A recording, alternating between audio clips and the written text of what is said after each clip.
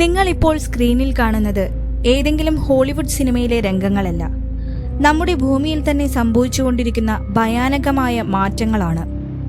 ഗ്രീസിലെ ഏഥൻസിലും ലിബിയയിലും ആകാശം പെട്ടെന്ന് രക്തവർണമായി മാറി.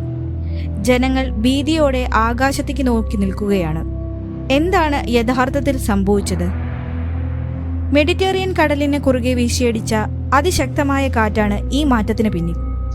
സഹാറ മരുഭൂമിയിൽ നിന്നുള്ള ടൺ കണക്കിന് മണൽത്തരികളും പൊടിപടലങ്ങളുമാണ് അന്തരീക്ഷത്തിൽ കലർന്നത്.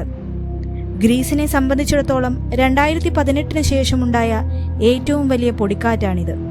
എന്തുകൊണ്ടാണ് ആകാശം ചുവപ്പായി തോന്നുന്നത്?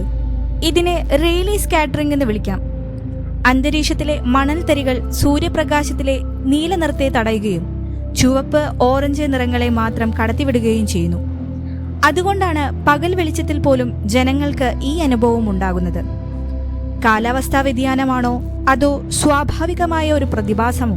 പ്രകൃതിയുടെ ഈ അപ്രതീക്ഷിത ഭാവമാറ്റങ്ങൾ ഇനിയും എവിടെയൊക്കെ ആവർത്തിക്കും? കാത്തിരുന്ന് കാണാം. ഇനിയും ഇതുപോലുള്ള വീഡിയോ കാണാൻ ഈ ചാനൽ ഇപ്പോൾ തന്നെ സബ്സ്ക്രൈബ് ചെയ്യൂ. മറ്റൊരു വീഡിയോയുമായി വീണ്ടും കാണാം.